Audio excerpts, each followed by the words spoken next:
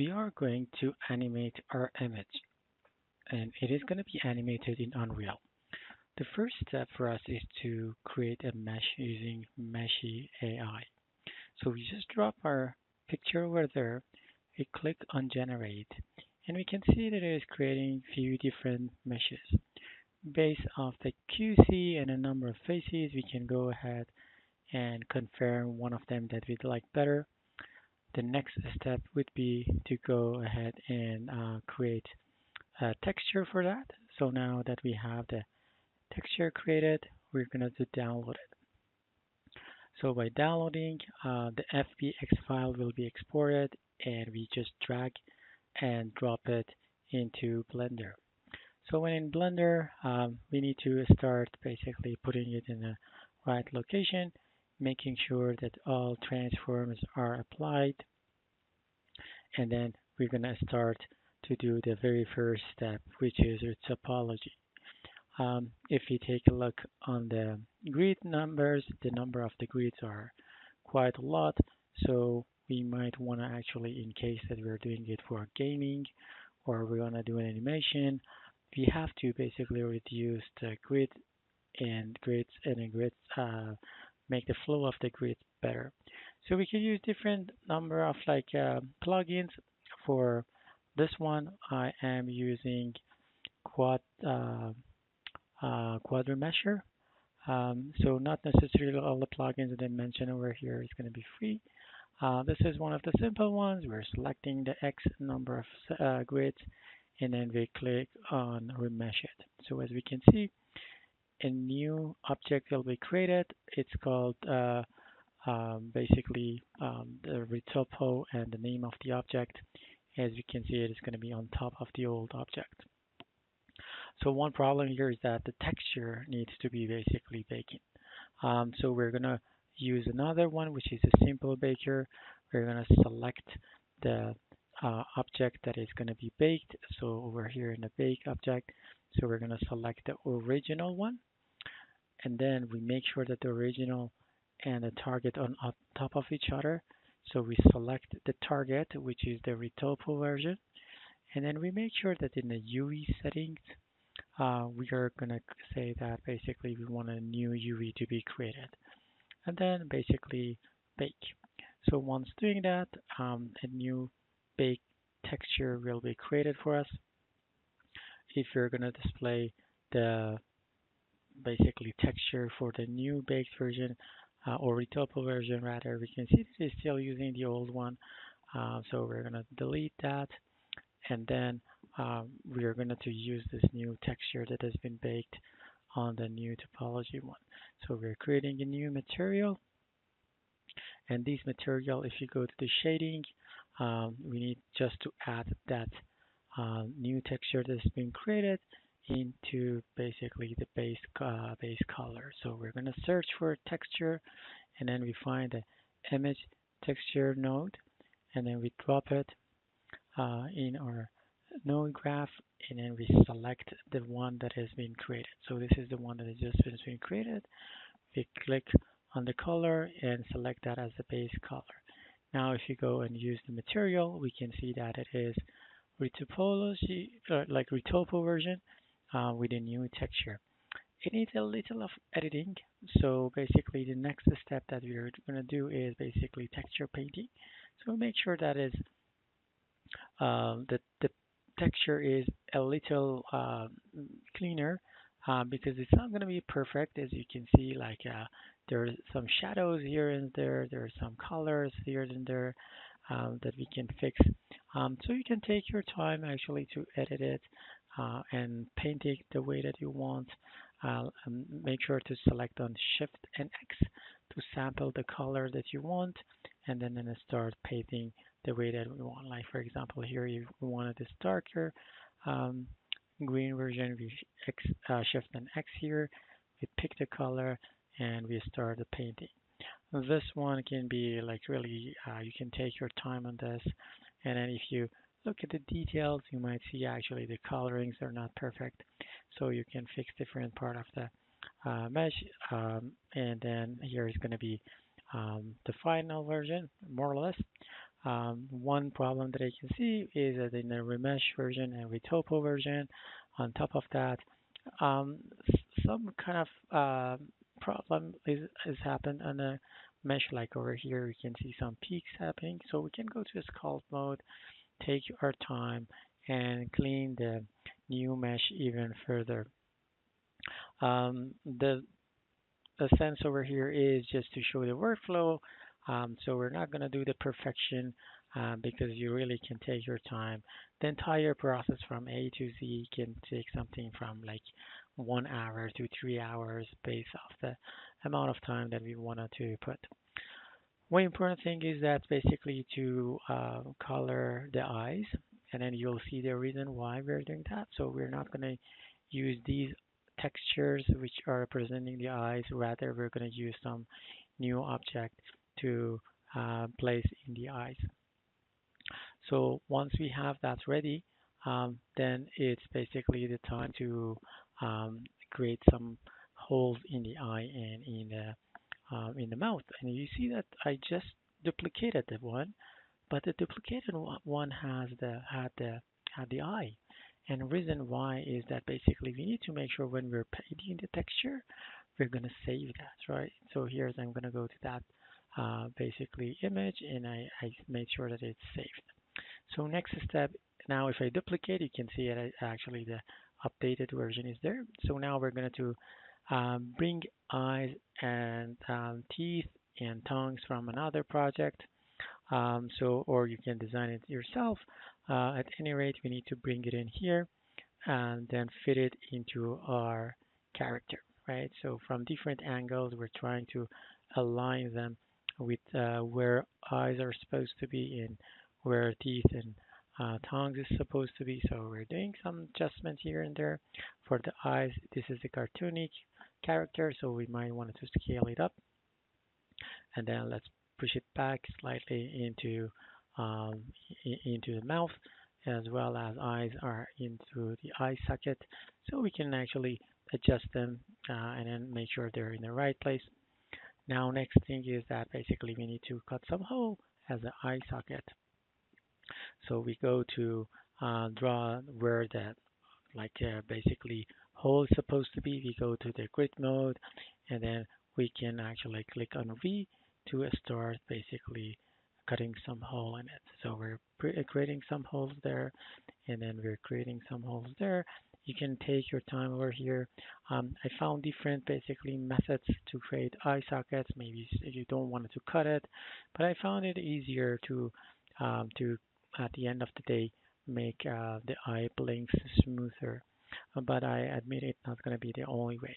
So what we're doing here, we're creating some cuts. We make it more or less horizontal, and then we wanted to make it kind of a smooth flow around the eyes. It can take as long as much time as you need, but in general, something simple I've seen that it'll work.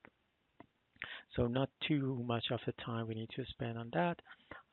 So we create something again horizontal, and it makes some more or less kind of a smooth flow, parallel lines around the eyes.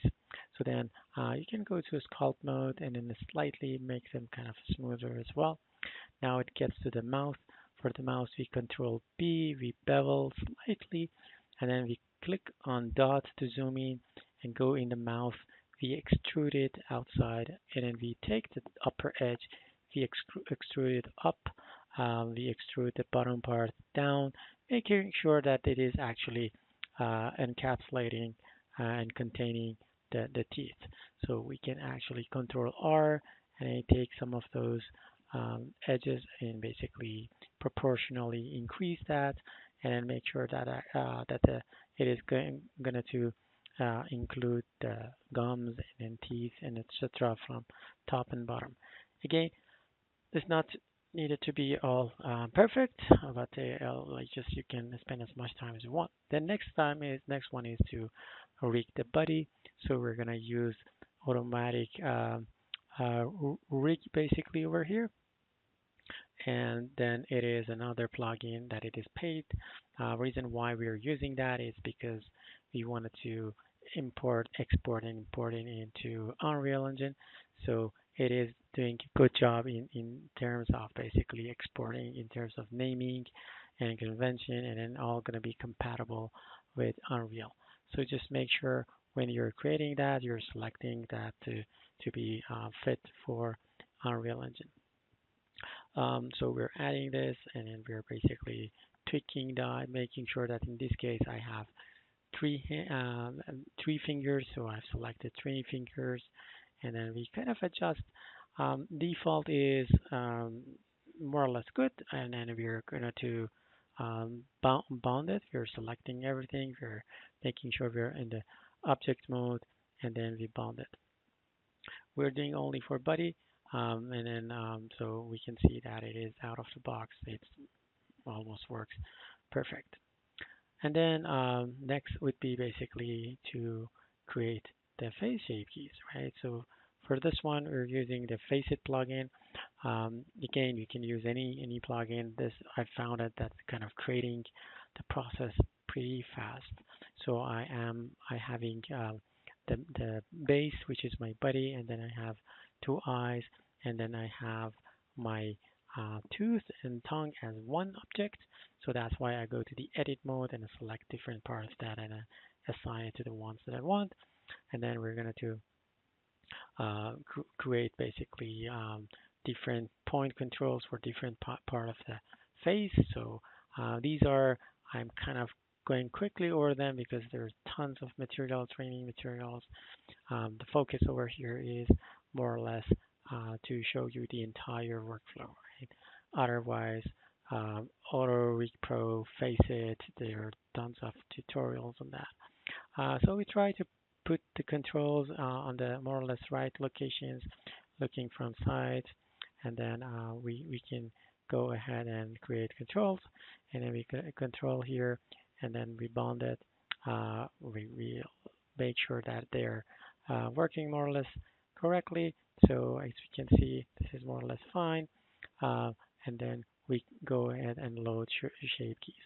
So here's is the kind of tough part. So when we have it, we need to almost always do this editing, and then you can see why I created basically the hole over there. Like now we can see that I can easily basically using the blob basically pen bring it up, and it will be showing easily on top of my eye. So there is not much really difficulty in pulling down or pulling up of the eyes. So easily with the sculpt tool, I can bring this up. And when I'm bringing it up, just making sure that I'm going to smooth it out with holding shift, because if it is not smooth, at the end of the day, it's going to look really ugly when it is on Unreal. So moving to the other eye, just repeating the same process, bringing the skin on top using blob, and then basically we can go to the edit mode, and then in edit mode do the finishing touches. So bring those edges together so it actually looks nicer when we are doing the blinking. So it is a kind of the combination of sculpting, editing, and you will see that for some parts we are going to use the pose mode as well. So we're checking different parts. This one, it's a good idea to make it smooth and make sure actually it is not weird. I found it difficult to figure out the unrealistic shapes over here, whereas in Unreal, it's going to really pop up and then it's going to highlight it. So for mouth, I can see there's some stuff going on because of the texture. We could have done a better job in texture painting or in cutting that part, but over here, like quickly, we can fix it using the sculpt mode. We could push down or push up the stuff that we don't want. We can bring up the teeth. We can bring front the tongue, and then in general, we're gonna use now in pose mode, like bringing down the teeth. So generally, it's not bad. Like doing what we're expecting. We can spend a lot of time on this. One more thing that it needs to be fixed is the tongue, which is sticking out here, and then we go ahead and actually generate those keys. So when the shape keys has been created, we can see actually they are going to be available to be exported. So we're creating that shape keys. The next step for us would be basically we're here, the shape keys are there, we can test them out, but they're already fine. So next step would be now to export. So everything is ready for us. Now it is rigged, the shape keys are ready. So I'm using that Auto Rig Pro to export to Unreal Engine. Once there, I go to select the export here, making sure that basically we are using Unreal, and then we are using the humanoid, and then we're going to use basically, we don't want to bring any animation or anything like that. So this is there. So once we have those two unselected or selected, basically, and animation needs to be unselected, we can hit on export, and Autodesk Pro will do all the magics in terms of naming of the bones and the structure of the bones, which would be compatible with Unreal. Just make sure when you created um, the rig, it needs to have the basically rig following the Unreal Mannequin UE5. Then we'll be able to use the mannequin control rig in Unreal. So once there, we are exporting, and then the FBX will be ready. Going into the Unreal Engine, we're just dragging and dropping. We can create a structure that we want just to have things clean. And then when grabbing and dropping over here, just by default, you can hit on OK. And then one thing that you can double check that it is there is basically that the morph shapes, which are the shape keys in Blender, are ready there. So we can type it in, I can find them out, they're there, and then by default it is there. We don't need really to do anything much. So they're going to be imported. Um, Usually it works pretty nicely, but sometimes it doesn't bring the texture. So we can see that these are like the the material of the mesh as well as the tongues were not there. So we're going to export this texture. So that's the only thing that we need to export and use it there. So over here, when we are in texture paint, we click on this icon and it's going to create a texture for us on the same folder that we have our project of the Blender. So it creates a folder called texture automatically. That will be there. And then we can go back to the material over here. Double click on the material that our character is using. So after basically dragging and dropping texture, so then on the nodes over here, we have different nodes. The only one that we need to work with is diffuse color map, and then we drag and drop that over here. And that is the only thing that we need to do. So we click on save, and then back to here, our character is going to be ready. So we just bring it up here. We see that the character is there. We're doing a similar thing for mouth, and then for basically gum. So we bring the same texture for there. So that is, we're finding it. We're going to texture paint. That is the one. We click on that. We save that. Now on that the same folder, basically we have another texture. We drag that drop and that texture. So sometimes it gives an error. Make sure basically you create a new folder if that is happening. So we bring that there, and then we go to the material, and then we use that texture as a material, right? So I had that piece already in the project, so that's why it was giving me an error. Now, if you go to the morph targets, we can see all the 52 arcade morph shapes there, right? So we can play around with that, and we confirm that they're working. They're going to be ready for animating. So I'm like testing, for instance, the eyebrow. As you can see, they're moving. So now we need to make sure that we have controls. So we need two controls, one control for face and one control for body. The good thing is that we can as many control as we want. Here for body is pretty simple. We basically can create a level sequencer, and then a level sequencer we test the controls that we wanted to create. So we right mouse click on the white area over here, on the blank area over there, and a level sequence. So we bring a level sequence. That is going to be where we can test and start creating some animation over there. Once there, so now let's add a controller. So we adding a character, right? We click on the plus, And then here is the mannequin default control rig, right? It's not the default one. I made a copy and I made some of them the larger because it is kind of has a big head, so the controls are not quite visible. So I just made a copy and make them larger. But otherwise, you could use the original one as well. It's working perfectly. Let's do some tests. So let's actually bring some animation for goalkeeper. Again, I'm gonna to go fast on this because these are all a lot of training material on those. So this is maximum animation. We're gonna to select that one, export as FBX, bring it over here so we can bring it with a skin. If you already have something without a skin, also works. So I'm gonna bring it, drop it in the animation folder that they have already in project. So and then import the default. Nothing's going to be changed.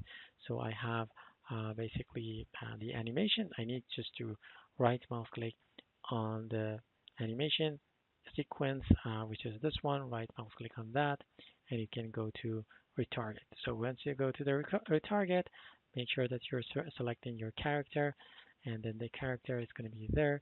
Then you're going to uh, search for the different animations that you might have in a project. And specifically, let's search for this goalkeeper over here. And that one will be basically available for us to retarget. We can see the list of all different ones. So here we're going to search for the one that we just imported, and that is the goalkeeper. So we click on that, and then we can see that that is working perfectly out of the box. And this is because of the Aurotic Pro perfect job of exporting, importing, which naming and structure all is matching. And we can see the control rig also is matching, as well as all the animation.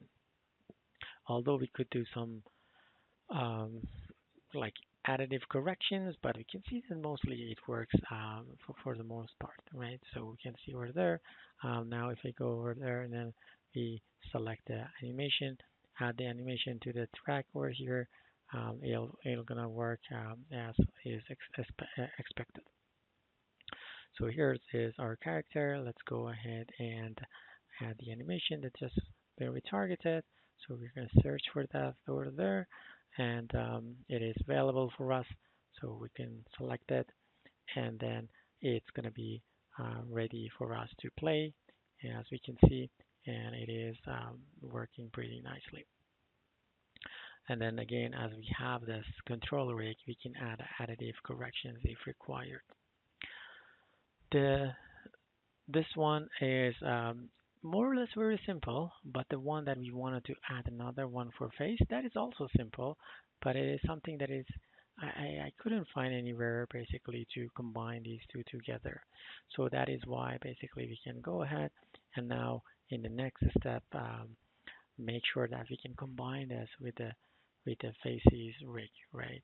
So the faces rig is going to be for that for each of those morphs we need to have a curve, right? So that is a painful part, and then I wanted to see if you can do it with Python. I couldn't find anything, so if you know any way to create 52 curve like more efficiently, please let me know.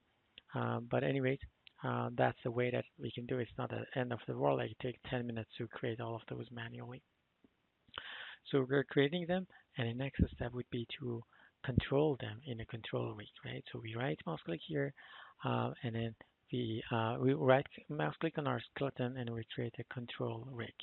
We call it something that is making more sound like CR face, right? Because we already have one control rig. So this is going to be for face, and then this face one is going to um, connect the control with these curves. So we're going to double click on this one that has been created.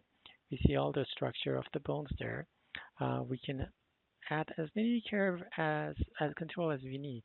We might just want some controls for eyes, for eyebrows, for mouth, so we don't need to create all 52. This one just to show the case I'm creating one control for eyebrows just to show you how it works. It's going to be mostly the same, like exactly the same. So it is creating that small point over there. So once we have that, then we need to go ahead and create some nodes to control that, right? So clicking on this one, first of all, this is going to be forward solve. We're going to basically set the curve value, right? So we'll set the curve value, and then we're going to um, get this curve values basically from the control, right? So get control, and then the value will be read from the control and will be set on the curve, right? So here we're selecting the morph, you're selecting the control, so as you can see, and then we're just need to connect these nodes together, and that would be it. So in terms of scaling, I found it that it is something that we need to play around, and then when we are reading the control floats, it might be something that we need to divide it by 100. So basically, we can go ahead and divide it by 100. Otherwise, it's going to be really blew out of proportion, and you'll see very weird behavior. So yeah, so we take that curve value from control, we divide it by 100, and when we connect it to the value instead of the original value. So now that we have that, we just want to make sure that we're selecting float over there. And then other than that, basically we can move it to put it in a better location. So we can actually go over here and click on this one. And then basically we can go ahead and then select that. Okay, my value, my length, I want it to be 100. And then we can see that it is getting larger, I can go back and forth, and that value is going to be changed, right? Then it might be like in terms of scale, we want to make it smaller, so in case that is large, so we can make it a little smaller, so we can scale it down. All these are kind of cosmetic, really. The node setup is the most important thing that we have done. So the location of that, it might not be really good in the ground, so we might go to change the offset. So this is again for scaling to make it smaller, but we can make it actually on a better place. So if we go to offset, we play around with those values, we make sure that it is more or less on the right location. So we make it smaller as well. Now same thing, we go back and forth, and we can see that it is um, connected, and then changing the values over there, and it's changing the eyebrow location as well. If you want to use that in the as a control rig, we need to do the backward solve as well. So we search for backward solve, and then we do exact same thing, but now in reverse. So this time, we're taking the values from curves, we multiply them by 100, and we're setting the control rig. This is the part that we probably need to do manually for as many controls as we need. But once set up, then we can actually um, use the same control face for other characters. As long as they have the same morph name, as long as they have the same control name. So next time this is ready, so we can use it. So imagine that we have another player. We don't need to do this any longer. The only thing that we need to do for that is to create the control with the same name, and then that's it. And then that basically we can use it, right mouse click on that directly, and it's gonna be basically using that. So just make sure we need to create the only thing that we need to create for the new character is the curves, right? So if we create those curves, then everything is set. So we can just right mouse click and using this face rig. Now that is ready, so we can go ahead here, and then over there, basically, we can we can click on this plus. We can go to the control rig, and in the control rig, we hopefully are able to see the new face rig, which is actually available. So if we search for that, we can see that CR face, control rig face is there, and now our control is popping up there. So this control is ready for manipulation, and then we can create the animation the way that we want And then as many control as we want. I hope this is helpful, and please let me know if you have any comment or any questions